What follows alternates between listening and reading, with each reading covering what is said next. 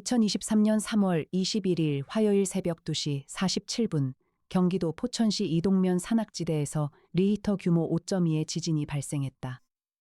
수도권에서 체감할 수 있을 정도의 흔들림이 있었고 서울 강북 일대에서도 건물이 흔들렸다는 신고가 100여 건 접수되었다. 그러나 피해는 경미했다. 뉴스는 이틀 뒤에 이 지진을 잊었다. 그런데 지진 발생 나흘 뒤인 3월 25일 토요일 포천시 이동면 백운산 중턱 등산로에서 기이한 것이 발견되었다.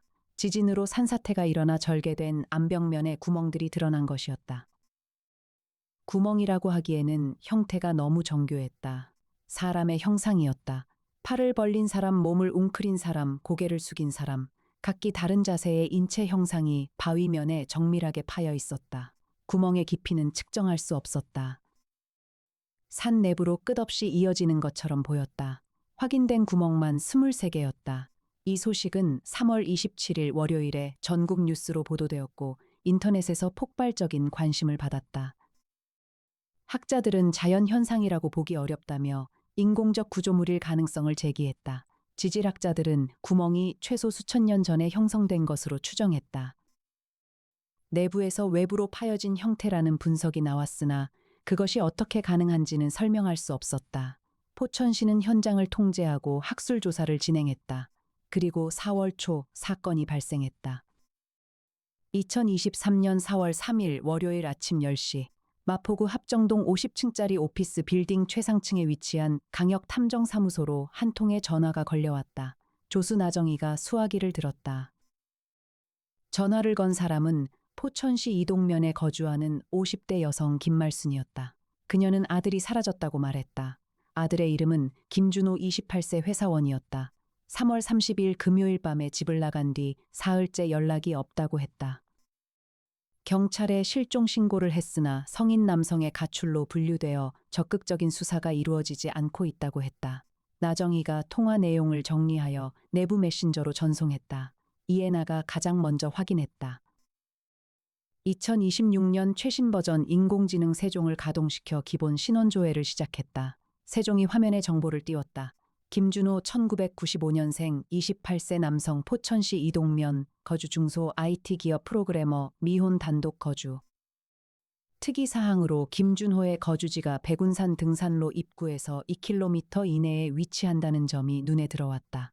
이해나가 탐정님 의뢰 들어왔습니다. 하고 강혁의 집무실 문을 두드렸다. 강혁은 책상 위에 놓인 신문을 읽고 있었다. 포천 백운산 인체형 구멍의 미스터리라는 제목의 기사였다. 그는 고개를 들어 이해나를 보았고 세종이 정리한 사건 개요를 건네받아 읽었다. 그의 눈이 한 지점에서 멈추었다. 김준호의 거주지가 백운산 등산로 입구 인근이라는 부분이었다. 강혁이 말했다. 애나 씨, 이건 단순 가출이 아닐 수 있어요. 시기와 위치가 너무 맞아 떨어져요. 이해나가 고개를 끄덕였다. 저도 같은 생각입니다. 탐정님. 백운산 구멍이 발견된 게 3월 25일이고 김준호가 사라진 게 3월 30일이에요. 닷새 차이입니다. 강혁이 일어섰다. 의뢰인을 만나봅시다. 이해나는 이미 무인승용차 출발 준비를 마친 상태였다. 강혁보다 항상 한 발 빠르게 움직이는 그녀의 철두철미함이 이번에도 빛을 발했다. 두 사람은 엘리베이터를 타고 지하주차장으로 내려갔다. 검은색 최고급 승용차가 조용히 시동을 걸었고 이해나가 운전석에 앉았다. 합정동을 빠져나와 내부 순환도로를 타고 의정부 방면으로 향했다. 이동 중에 이해나가 말했다. 탐정님, 세종이 추가 분석을 보내왔습니다. 백운산 구멍 발견 이후 포천시에서 실종 신고가 3건 더 접수되었습니다. 강혁의 눈이 좁아졌다. 3건이요? 이해나가 태블릿을 읽었다. 3월 28일 남성 1명 32살, 3월 29일 여성 1명 25살, 3월 30일 김준호, 총 사흘 사이에 3명이 포천시에서 실종되었습니다. 모두 백운산 인근 거주자예요. 강혁의 표정이 굳었다. 이건 연쇄 실종이에요. 구멍과 관련이 있을 수 있습니다. 1시간 30분 뒤 포천시 이동면에 도착했다. 김말순의 집은 산자락 아래 작은 마을의 단독주택이었다. 김말순은 60대 초반의 여성으로 눈이 붉게 충혈되어 있었다. 아들을 기다리며 밤을 꼬박 지새운 것이 역력했다. 강혁이 거실 소파에 앉으며 물었다. 김준호 씨가 나가시기 전에 평소와 다른 행동이 있었습니까? 김말순이 대답했다. 네. 뉴스에 그 구멍 이야기가 나온 뒤부터 이상해졌어요. 텔레비전을 멍하니 바라보다가 갑자기 나도 가봐야 해라고 중얼거렸어요. 제가 뭐라고 했느냐고 물으면 아무것도 아니라고 했고요. 강혁이 물었다. 혹시 김준호 씨가 산에 직접 올라간 적이 있었습니까? 구멍을 보러요. 김말순의 얼굴이 어두워졌다. 27일 월요일에 혼자 산에 갔다 왔어요. 돌아와서는 얼굴이 창백했고 제가 물어봐도 대답을 안 했어요. 그냥 방에 들어가서 이틀 동안 거의 안 나왔어요. 그러다가 30일 금요일 밤에 갑자기 나가더니 안 돌아온 거예요. 강혁은 형사 시절의 버릇대로 관찰을 시작했다. 있는 것. 거실 벽에 김준호의 사진이 걸려 있었다. 마른 체격의 안경을 쓴 평범한 인상의 청년이었다. 없는 것. 현관에 김준호의 등산화가 없었다. 외출용 운동화는 있었다. 어색한 것. 김준호의 방 문이 열려 있었는데 책상 위에 노트북이 켜진 채로 있었다. 화면은 꺼져 있었지만 전원은 들어와 있는 상태였다. 강혁이 물었다. 아들 방을 좀 봐도 될까요? 김말순이 고개를 끄덕였다. 강혁이 김준호의 방으로 들어갔다. 작은 원룸 크기의 방이었다. 침대, 책상, 옷장이 전부였다. 노트북을 열자 마지막으로 사용한 브라우저 탭이 떠올랐다. 포천 백운산 인체 구멍이라는 검색어가 입력되어 있었고 관련 기사와 사진이 여러 개 열려 있었다. 특히 한 사진이 전체 화면으로 확대되어 있었다. 23개 구멍 중 하나의 클로즈업 사진이었다. 강혁이 이에나를 불렀다. 이 사진 좀 보세요. 이에나가 화면을 보았다. 구멍은 사람이 양팔을 약간 벌리고 서 있는 자세의 형상이었다. 이에나가 말했다. 이 자세가 김준호의 체형과 일치하는지 확인해 봐야 해요. 강혁이 김말순에게 물었다. 혹시 아들이 이 사진을 보면서 뭐라고 말한 적 있으세요?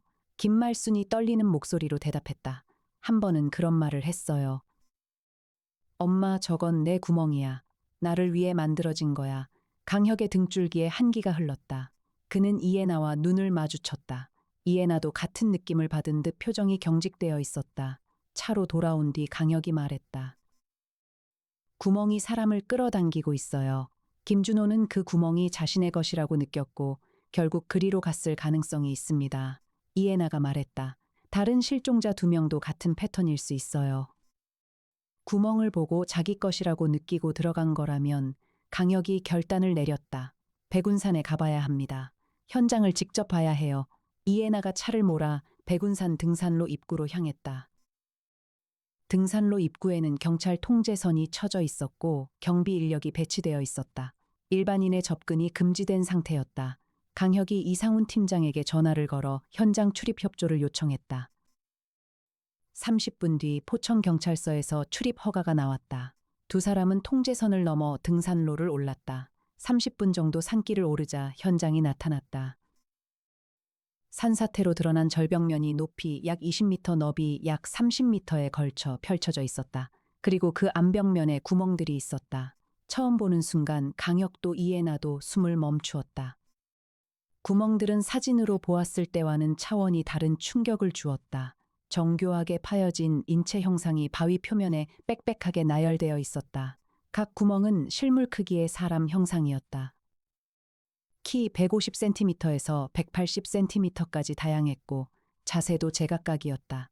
일부는 팔을 벌린 자세, 일부는 한쪽 다리를 들어 올린 자세, 일부는 무릎을 꿇은 자세였다. 구멍의 가장자리는 매끈하게 마감되어 있어서 기계로 정밀하게 깎아낸 것처럼 보였다. 강혁이 한 구멍 앞에 서서 안을 들여다보았다. 어둠만 보였다. 끝이 없었다. 그가 손전등을 비추었지만 빛이 구멍 안에서 흡수되는 것처럼 깊은 어둠만 이어졌다. 이에나가 드론을 꺼냈다.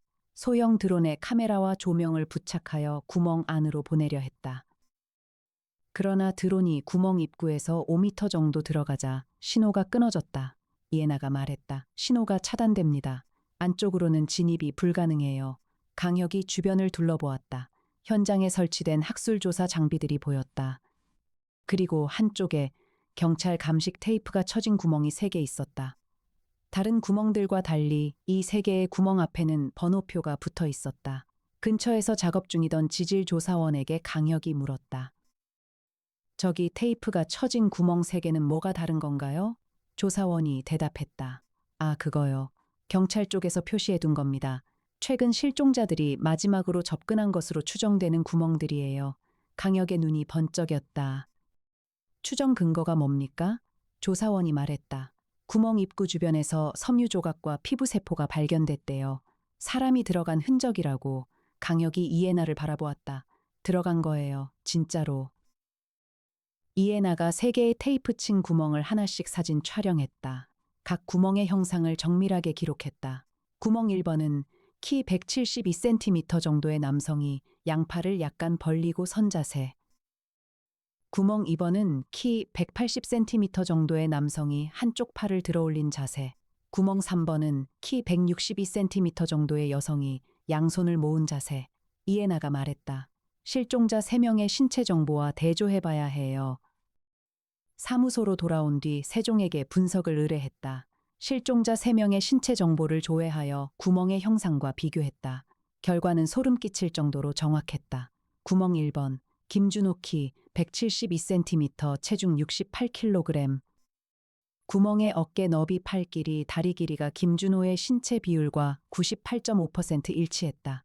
구멍 2번, 3월 28일 실종된 남성 박정수 키 180cm, 일치율 97.2%. 구멍 3번, 3월 29일 실종된 여성 윤서아 키 162cm, 일치율 99.1%. 강혁이 대형 화면 앞에 서서 결과를 바라보았다. 이건 우연이 아니에요. 각 구멍은 특정 인물의 신체와 완벽하게 일치합니다. 수천 년 전에 만들어진 구멍이 현재 살아있는 사람과 일치한다는 건 논리적으로 설명이 불가능해요. 송태풍 박사가 실험실에서 나와 합류했다. 그가 화면을 보며 말했다. 강혁, 이건 2가지 해석이 가능해. 하나는 초자연적 현상으로 받아들이는 거야. 구멍이 사람을 부른다는 거지. 다른 하나는 누군가가 인위적으로 이 상황을 만들었다는 거야. 구멍을 현대에 와서 특정 인물에 맞게 조각한 다음 마치 옛날부터 있었던 것처럼 위장한 거지. 강혁이 고개를 끄덕였다. 송 박사님 말씀이 맞아요. 저는 2번째 가능성을 먼저 검증하고 싶습니다. 이에나가 끼어들었다. 하지만 지질학자들이 구멍의 형성 시기를 수천 년 전으로 추정했어요. 현대에 만든 거라면 그 분석이 틀렸다는 건데, 송태풍 박사가 대답했다. 지질 연대 측정을 속이는 건 불가능하지 않아. 인위적으로 풍화를 촉진시키는 화학 처리를 하면 수백 년에서 수천 년의 풍화를 모방할 수 있거든. 쉬운 일은 아니지만 전문 지식이 있으면 가능해. 강혁이 말했다. 그렇다면 범인은 지질학이나 화학의 전문적인 지식을 가진 사람이에요. 그리고 실종자 3명의 신체 정보를 사전에 알고 있어야 해요. 이건 계획범죄일 가능성이 있습니다. 이에나가 세종에게 실종자 3명의 공통점을 분석하라고 지시했다. 세종이 30분 뒤 결과를 내놓았다. 3명의 공통점이 발견되었다. 3명 모두 같은 온라인 커뮤니티에 가입되어 있었다. 커뮤니티 이름은 보이드라는 초자연 현상 탐구 동호회였다. 강혁의 눈이 빛났다. 보이드, 3명이 같은 커뮤니티 회원이었어요. 이건 우연이 아닙니다. 이에나가 보이드 커뮤니티를 조사했다. 2021년에 개설된 비공개 커뮤니티로 회원 수는 약 400명이었다. 주로 미스터리 현상과 초자연적 장소에 대한 정보를 공유하는 곳이었다. 커뮤니티 운영자의 닉네임은 아미가라였다. 강혁이 중얼거렸다. 아미가라. 빈 껍데기라는 뜻이에요. 일본어로. 이에나가 물었다. 아시는 건가요? 강혁이 대답했다. 예전에 읽은 적이 있어요. 일본 공포 만화에 나오는 지명이에요. 산에 사람 형상의 구멍이 뚫려 있고 사람들이 거기에 빨려 들어간다는 이야기요. 이에나의 얼굴이 굳었다. 그 만화의 설정과 지금 상황이 똑같잖아요. 강혁이 고개를 끄덕였다. 누군가가 그 만화를 모방하고 있어요. 현실에서 재현하고 있는 겁니다. 송태풍 박사가 말했다. 모방 범죄라면 이건 극도로 정교한 계획이야. 산에 구멍을 파고 지진을 이용해서 드러나게 만들고 특정 인물을 유인해서 들어가게 만든다? 이건 한두 명이 할 수 있는 규모가 아니야. 강혁이 동의했다. 맞아요. 조직적이에요. 그리고 핵심 인물은 아미가라라는 운영자예요. 이 사람을 찾아야 합니다. 이에나가 세종에게 아미가라의 실제 신원을 추적하라고 지시했다. 커뮤니티는 해외 서버를 사용하고 있었고 운영자의 IP 주소는 VPN으로 숨겨져 있었다. 세종의 추적 능력으로도 시간이 필요했다. 그날 밤 강혁은 사무소에 남아 보이드 커뮤니티의 게시물을 분석했다. 아미가라라는 운영자는 2021년부터 초자연 현상에 대한 글을 꾸준히 올려왔다. 글의 내용은 점점 구체화되었다. 초기에는 전 세계의 미스터리 현상을 소개하는 정도였지만 2022년 중반부터 인간의 본능적 끌림에 대한 글이 자주 등장했다. 사람은 자신에게 맞는 장소로 끌려간다. 운명이 부르면 거부할 수 없다. 같은 문구가 반복되었다. 2023년 2월부터는 포천 백운산 일대에 대한 글이 집중적으로 올라왔다. 이 산에 무언가가 있다. 곧 드러날 것이다. 그리고 3월 21일 지진 당일 아미가라는 이렇게 게시했다. 문이 열렸다. 여러분의 자리가 기다리고 있습니다. 강혁은 이 글이 올라온 시각을 확인했다. 새벽 3시 10분, 지진 발생 23분 뒤였다. 지진이 일어나자마자 구멍이 드러날 것을 알았다는 뜻이었다. 강혁이 나지막이 말했다. 이 자는 지진이 올 것을 알고 있었어요. 아니, 지진을 이용할 계획을 세우고 기다리고 있었던 겁니다. 다음 날 아침 강혁은 형 강민혁에게 전화를 걸었다. 형, 나 강혁이야. 포천 백운산 실종 사건 알지? 이거 단순 실종이 아니야. 연쇄 유인 살인 가능성이 있어. 도움이 좀 필요해. 강민혁이 대답했다. 혀가 그 구멍 사건 말이냐? 뉴스에서 봤어. 검찰에서도 관심 갖고 있어. 뭐가 필요해? 강혁이 말했다. 보이드라는 온라인 커뮤니티 운영자의 신원 확인이 필요해. 해외 서버라 우리 쪽에서 접근이 어려워. 형 쪽에서 국제 공조 채널을 통해 서버 정보를 확보해 줄 수 있어? 강민혁이 대답했다. 알겠어, 혀가. 시간이 좀 걸리겠지만 해볼게. 조심해라. 4월 4일 화요일, 이에나가 사무소에 출근하자마자 세종 앞에 앉았다. 세종이 밤새 분석한 결과가 나와 있었다. 보이드 커뮤니티 회원 중 실종자 3명 외에 포천시 및 인근 지역 거주자가 12명 더 있었다. 이 12명은 아직 실종되지 않았지만 커뮤니티에서 활발하게 활동하고 있었고 특히 3월 21일 이후 백운산 구멍에 대한 글에 적극적으로 댓글을 달고 있었다. 이에나가 강혁에게 보고했다. 탐정님, 잠재적 피해자가 12명 더 있습니다. 이 사람들도 구멍에 끌려갈 가능성이 있어요. 강혁이 심각한 표정으로 말했다. 즉시 이 12명의 현재 상태를 확인해야 합니다. 살아있는지 집에 있는지. 이에나가 세종을 통해 12명의 휴대전화 위치를 확인했다. 11명은 각자의 거주지나 직장에서 정상적으로 활동하고 있었다. 그런데 한 명의 전화기 위치가 이상했다. 오전 6시 이후로 백운산 등산로 입구 인근에서 움직이지 않고 있었다. 이에나가 외쳤다. 탐정님 한 명이 지금 백운산에 있어요. 위치가 움직이지 않고 있습니다. 강혁이 즉시 일어섰다. 가야 합니다. 지금 바로. 두 사람은 차에 올랐다. 이에나가 최고 속도로 차를 몰았다. 동시에 포천경찰서에 긴급 연락을 취했다. 강혁은 해당 인물의 전화번호로 직접 전화를 걸었다. 신호가 갔지만 받지 않았다. 5번을 걸었지만 모두 무응답이었다. 40분 만에 백운산 등산로 입구에 도착했다. 경찰 통제선 안으로 달려들어갔다. 등산로를 뛰어올랐다. 강혁의 체력은 형사 시절부터 단련된 것이었고 산길을 뛰어오르는데 거침이 없었다. 20분 뒤 현장에 도착했다. 절벽면에 구멍들이 보였다. 그리고 구멍들 앞에 한 남자가 서 있었다. 30대 초반으로 보이는 남자가 반쯤 벗은 채로 구멍 하나 앞에 서서 안을 들여다보고 있었다. 그의 손이 구멍 가장자리를 어루만지고 있었다. 강혁이 소리쳤다. 거기 서세요. 들어가면 안 됩니다. 남자가 뒤를 돌아보았다. 그의 눈은 초점이 없었다. 마치 몽유병 환자처럼 흐릿한 눈이었다. 남자가 중얼거렸다. 이건 내 구멍이에요. 나를 위해 만들어진 거예요. 들어가야 해요. 강혁이 빠르게 다가가 남자의 팔을 잡았다. 남자가 격렬하게 저항했다. 놓으세요. 내 구멍이라고요. 그의 힘은 비정상적으로 강했다. 광기에 가까운 집착이 그에게 힘을 주고 있었다. 이에나가 뒤에서 달려와 남자의 다리를 잡았다. 두 사람이 함께 남자를 구멍에서 떼어냈다. 남자는 바닥에 쓰러져 울기 시작했다. 돌아가야 해요. 제발 돌아가게 해주세요. 경찰이 도착하여 남자를 데려갔다. 남자의 이름은 최동환 33살 포천시 거주 배달 기사였다. 보이드 커뮤니티 회원이었다. 강혁은 최동환이 들어가려 했던 구멍을 살펴보았다. 구멍의 형상은 양팔을 약간 내린 채 서 있는 남성의 자세였다. 최동환의 체격과 놀라울 정도로 일치해 보였다. 이해나가 구멍 입구 주변을 정밀하게 살폈다. 그녀가 강혁을 불렀다. 탐정님 이거 보세요. 구멍 가장자리 안쪽 면에 뭔가 발라져 있어요. 강혁이 다가가 보았다. 구멍의 내벽 입구에서 약 5cm 안쪽에 투명한 물질이 얇게 도포되어 있었다. 맨눈으로는 거의 보이지 않을 정도로 얇았다. 이해나가 면봉으로 채취했다.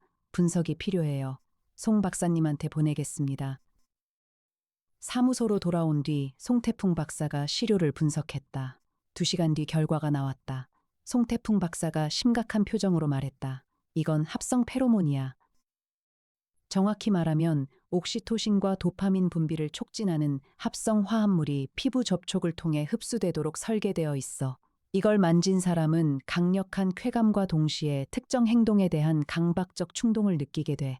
강혁이 물었다. 마약과 비슷한 효과인 거예요? 송태풍 박사가 고개를 끄덕였다. 비슷하지만 더 정교해. 일반 마약은 전반적인 쾌감을 주지만 이건 특정 대상에 대한 집착을 유발하도록 설계되어 있어. 구멍을 만지면 그 구멍에 대한 집착이 극도로 강해지는 거야. 들어가야 한다는 충동이 생기고 그 충동을 거부하기 극히 어려워지는 거지. 이해나가 말했다. 그러니까 초자연적 현상이 아니라 화학적 조작이었다는 거군요. 송태풍 박사가 대답했다. 맞아. 그리고 이 화합물은 아무나 합성할 수 있는 게 아니야. 신경화학과 약학에 고도의 전문 지식이 있어야 해. 박사급 이상의 전문가야. 강혁이 말했다. 범인의 프로필이 좁혀지고 있어요. 지질학 또는 화학 전문가, 신경화학이나 약학 지식 보유, 이토준지의 작품에 대한 깊은 이해, 그리고 대규모 토목 작업을 수행할 수 있는 자금과 인력. 이해나가 세종에게 이 조건에 맞는 인물을 검색하라고 지시했다. 동시에 보이드 커뮤니티 운영자 아미가라의 글쓰기 패턴을 분석하여 학력과 전문 분야를 추정하라고 했다. 4월 5일 수요일, 강혁에게 놀라운 소식이 2개 동시에 전달되었다. 첫 번째는 강민혁으로부터였다. 형이 전화를 걸어왔다. 혀가 서버 정보 나왔어. 보이드 커뮤니티 운영자의 결제 기록을 추적했더니 국내 카드로 서버 비용을 낸 거야. 카드 명의자는 한세진 42살 남성 서울 관악구 거주 현재 무직. 강혁이 물었다. 한세진? 경력은? 강민혁이 대답했다. 여기가 놀라운 부분이야. 한세진은 서울대 화학과 학사 석사를 거쳐 카이스트에서 신경화학 박사를 받았어. 졸업 후 국립과학연구원에서 2년간 근무했다가 퇴직. 이후 미국에서 3년간 체류했다가 2020년에 귀국 후 무직으로 등록되어 있어. 강혁의 눈이 빛났다. 신경화학 박사, 딱 맞아요. 2번째 소식은 세종의 분석 결과였다. 세종이 아미가라의 글을 언어학적으로 분석한 결과 필자는 이공계 고학력자로 추정되며 특히 화학 관련 용어의 사용 빈도와 정확성이 전문가 수준이라고 판단했다. 한세진과 일치하는 프로필이었다. 강혁이 이해나에게 말했다. 한세진이 아미가라예요. 확실합니다. 이해나가 말했다. 즉시 한세진의 현 주소와 활동을 추적하겠습니다. 세종이 한세진의 최근 활동을 조사했다. 관악구의 주소는 원룸 오피스텔이었고 최근 한 달간 카드 사용 내역이 전무했다. 전화기 위치도 오프라인 상태였다. 사실상 잠적한 상태였다. 그러나 세종이 한 가지를 찾아냈다. 한세진 명의로 2022년 4월에 포천시 이동면 상간 지역에 임야 한 필지가 매입되어 있었다. 면적은 약 3,000평이었다. 위치는 백운산 북쪽 사면이었다. 강혁이 화면을 보며 말했다. 백운산에 땅을 갖고 있어요. 구멍이 있는 곳에서 얼마나 떨어져 있죠? 이해나가 지도를 확대했다. 한세진의 임야는 구멍이 발견된 절벽면에서 직선거리로 약 800m 떨어진 곳이었다. 산 반대편이었다. 강혁이 말했다. 산 반대편. 만약 구멍이 산을 관통한다면 반대편에 출구가 있을 수 있어요. 송태풍 박사가 끼어들었다. 이토준지의 원작에서도 산 반대편에 출구가 있었어. 출구에서는 사람이 비틀리고 늘어난 형태로 나온다고 했지. 강혁의 얼굴이 창백해졌다. 만약 실종자 3명이 정말로 구멍에 들어갔고 산 반대편으로 나온다면 이에나가 말을 이었다. 한세진의 땅에서 나오게 되는 거예요. 한세진이 그들을 기다리고 있는 겁니다. 강혁이 결단을 내렸다. 한세진의 임야로 가야 합니다. 지금 바로. 그리고 형한테 연락해서 영장과 수색대를 준비시켜야 해요. 강혁이 강민혁에게 전화했다. 형, 한세진의 포천시 임야를 수색해야 해. 실종자들이 그곳에 있을 수 있어. 영장 가능해? 강민혁이 대답했다. 혀가 지금 갖고 있는 증거로 영장이 될까? 커뮤니티 운영자라는 것만으로는 부족할 수 있어. 강혁이 말했다. 현장에서 채취한 합성 화학물질이 있어. 그리고 한세진이 신경화학 전문가라는 경력, 그리고 백운산 인근의 땅을 소유하고 있다는 사실. 이 3가지면 충분하지 않아? 강민혁이 잠시 생각한 뒤 대답했다. 알겠어, 혀가. 해볼게. 오늘 안으로 준비할 수 있을 거야. 영장을 기다리는 동안 강혁과 이에나는 한세진에 대해 더 깊이 파고들었다. 세종이 한세진의 과거 연구 논문을 찾아냈다. 그가 국립과학연구원에 있을 때 발표한 논문의 제목은 흥미로웠다.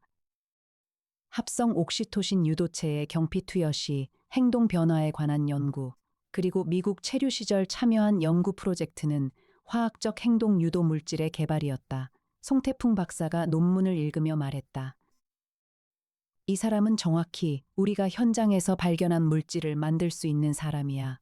이 연구가 군사 목적이었는지 민간 목적이었는지는 모르겠지만 결과적으로 사람의 행동을 화학적으로 조종하는 기술을 가진 거야.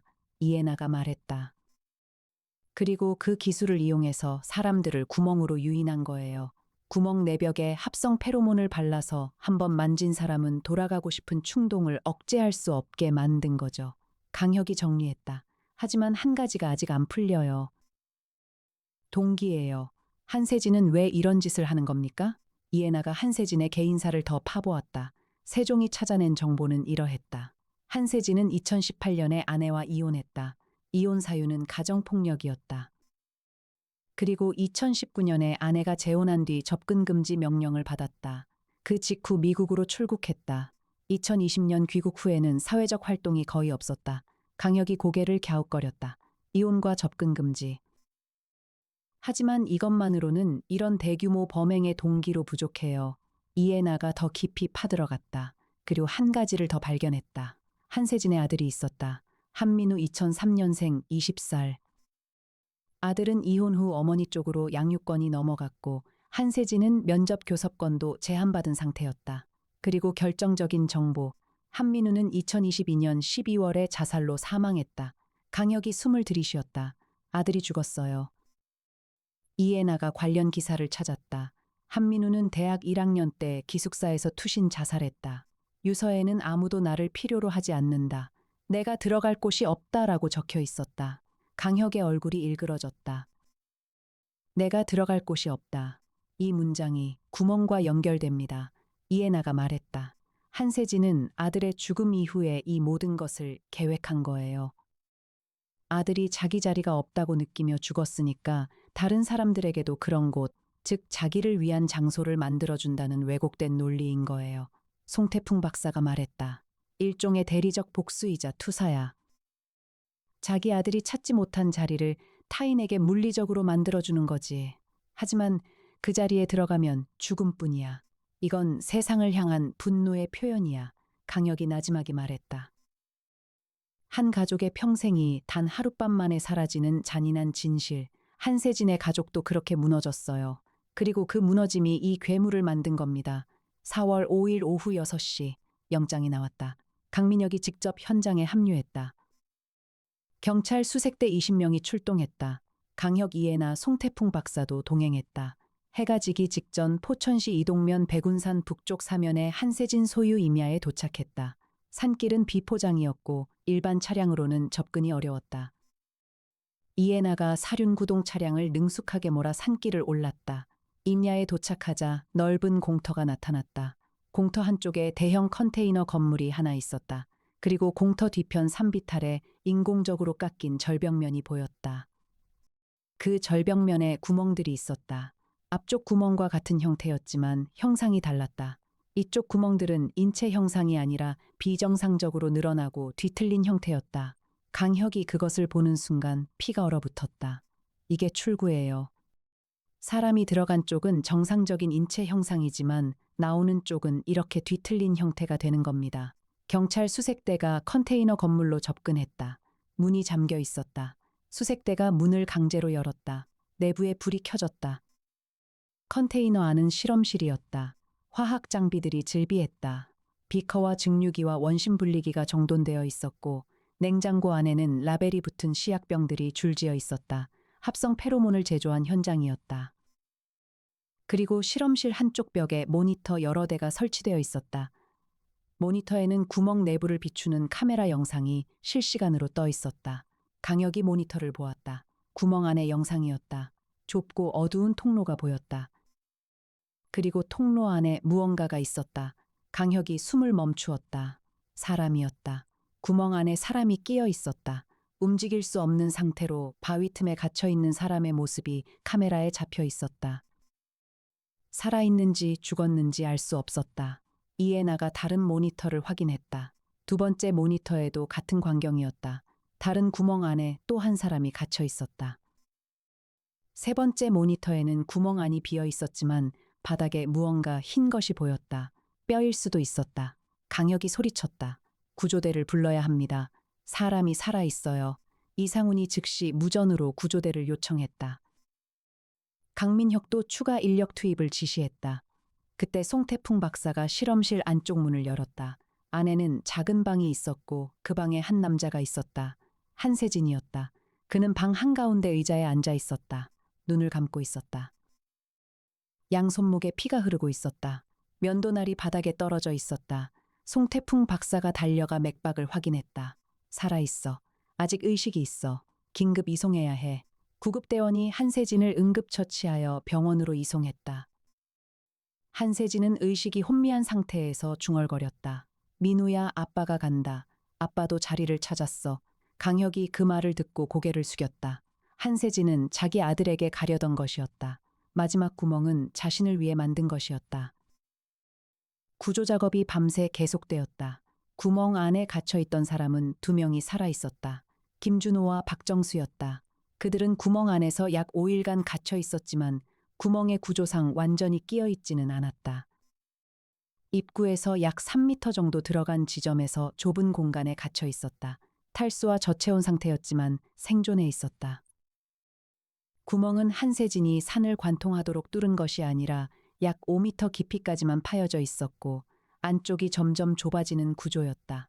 들어간 사람은 돌아 나올 수 없을 정도로 좁은 공간에 갇히게 되는 것이었다. 그러나 윤서아는 구조되지 못했다. 그녀가 들어간 구멍 안에서 발견된 것은 이미 사망한 상태의 시신이었다. 탈수와 질식에 의한 사망이었다. 강혁이 현장에서 이 소식을 들었을 때 그는 한참 동안 아무 말도 하지 못했다. 한 사람을 구하지 못했다는 사실이 그의 가슴을 짓눌렀다. 이에나가 조용히 그의 옆에 섰다. 탐정님, 강혁이 말했다. 하루만 빨랐어도 살릴 수 있었어요. 이에나가 말했다. 2명은 살렸잖아요. 탐정님이 없었으면 3명 다 죽었을 거예요. 강혁은 고개를 끄덕였지만 그의 눈에는 무거운 그림자가 드리워져 있었다. 한세진은 병원에서 치료를 받은 뒤 살인 및 살인미수 감금 혐의로 구속되었다. 취조에서 그는 모든 것을 시인했다. 한세진의 진술은 이러했다. 2022년 12월에 아들이 죽은 뒤 모든 것이 무너졌습니다. 아들의 유서에 적힌 내가 들어갈 곳이 없다는 문장이 제 머릿속에서 사라지지 않았어요. 그래서 생각했습니다. 사람에게는 자기만의 자리가 필요하다고, 내가 그 자리를 만들어줘야 한다고. 이토준지의 만화를 어릴 때 읽은 기억이 있었어요. 거기서 영감을 받았습니다. 백운산에 땅을 사고 1년 반 동안 구멍을 팠습니다. 인부를 고용했고 특정 인물의 신체 치수를 온라인으로 수집했습니다.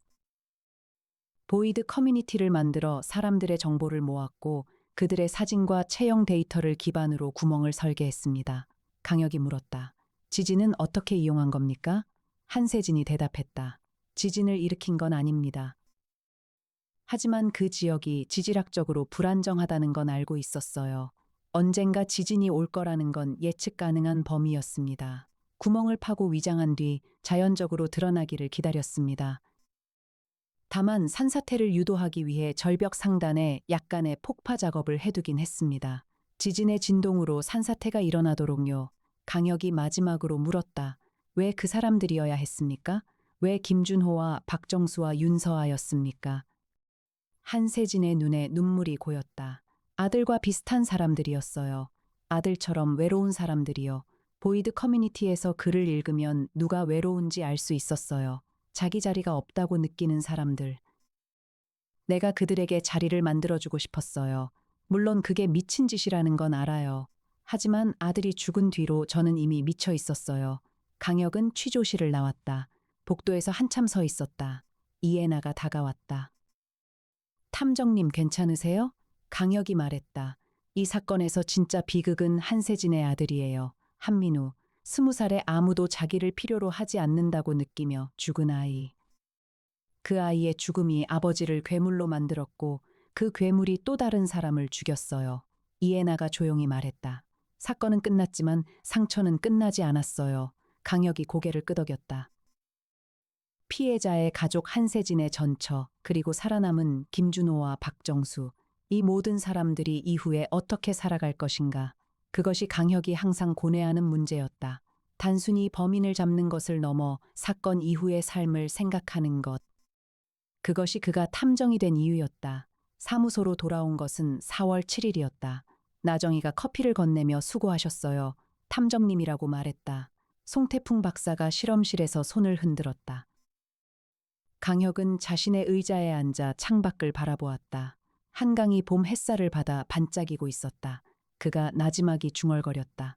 모든 사람에게는 자기 자리가 있어야 해요. 하지만 그 자리는 바위 속 구멍이 아니라 사람들 사이에 있는 거예요. 이해나가 커피잔을 들고 옆에 앉으며 말했다. 탐정님, 오늘 좀 쉬세요. 강혁이 미소를 지었다. 고마워요, 애나 씨.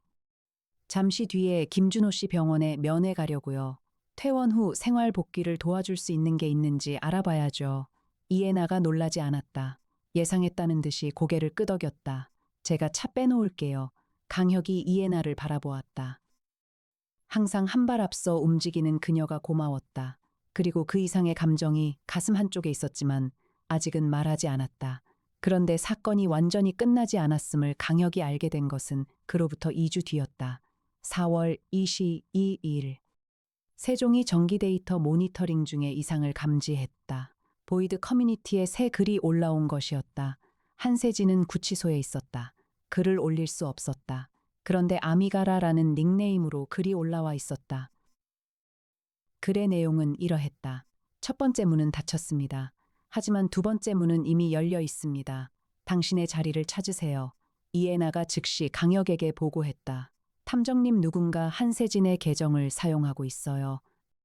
아니면 한세진 외에 다른 운영자가 있었던 거예요.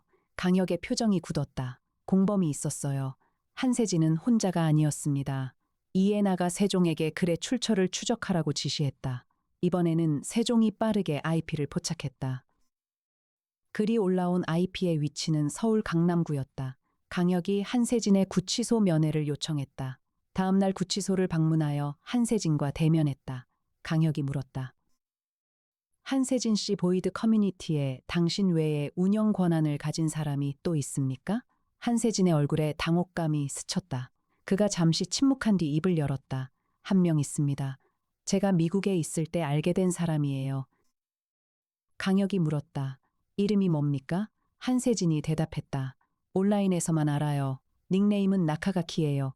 강혁의 눈이 번쩍였다. 나카가키. 이토준지 원작에 등장하는 인물 이름이었다.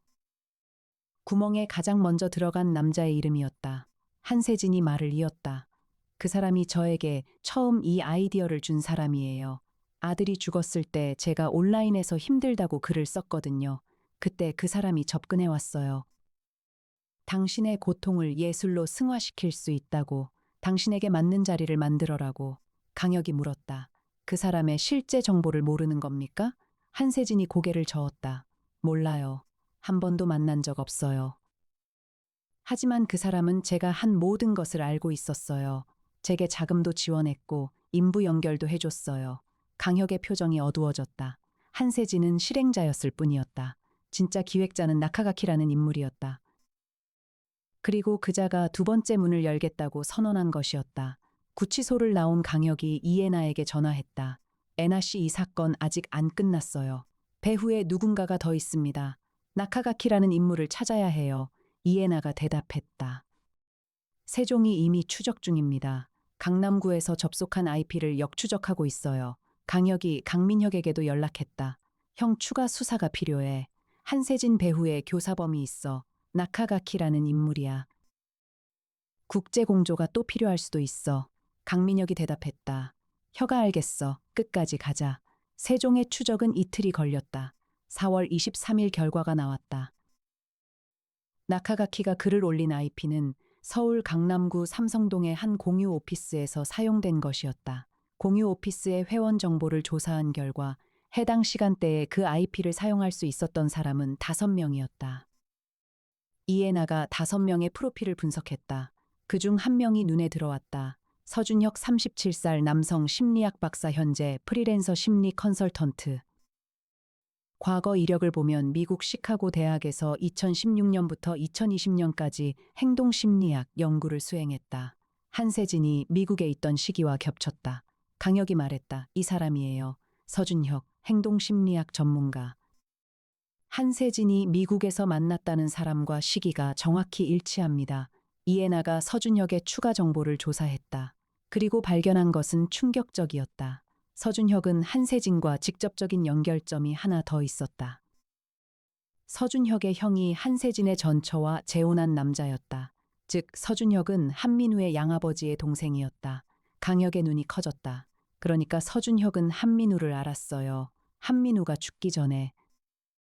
양아버지의 동생이니까 가까운 관계였을 수 있어요. 이에나가 더 파고들었다. 한민우의 자살 직전 심리 상담 기록이 있었다. 상담사의 이름은 서준혁이었다. 강혁이 의자에서 일어섰다. 서준혁이 한민우의 상담사였어요. 한민우가 죽기 직전에 만난 사람이 서준혁이에요. 이에나가 말했다. 만약 서준혁이 한민우의 자살을 막지 못한 게 아니라 유도한 거라면 강혁의 머릿속에서 사건의 전체 그림이 재편되었다. 서준혁은 행동심리학 전문가로서 사람의 행동을 유도하는 기술을 가지고 있었다. 그가 한민우를 자살로 유도했다면, 그리고 한민우의 죽음으로 무너진 한세진에게 접근하여 이 범행을 기획하도록 유도한 것이라면, 서준혁이 이 모든 것의 출발점이었다. 강혁이 말했다. 서준혁은 한민우를 죽이고 한세진을 도구로 만들고 보이드 커뮤니티를 통해 사람들을 죽음으로 몰아넣은 겁니다. 진짜 범인은 처음부터 서준혁이었어요. 이에나가 물었다. 그의 동기는 뭘까요? 강혁이 대답했다. 아직 모릅니다. 하지만 잡으면 알 수 있어요. 강혁은 형에게 전화했다. 형, 서준혁이라는 사람에 대해 체포영장이 필요해. 살인교사, 감금교사 혐의야. 증거를 보내줄게. 강민혁이 대답했다. 혀가 보내라. 바로 처리할게. 4월 25일 영장이 나왔다. 강혁과 이에나 그리고 경찰 수사팀이 서준혁의 자택으로 향했다. 서준혁은 강남구 역삼동 고급 아파트에 거주하고 있었다.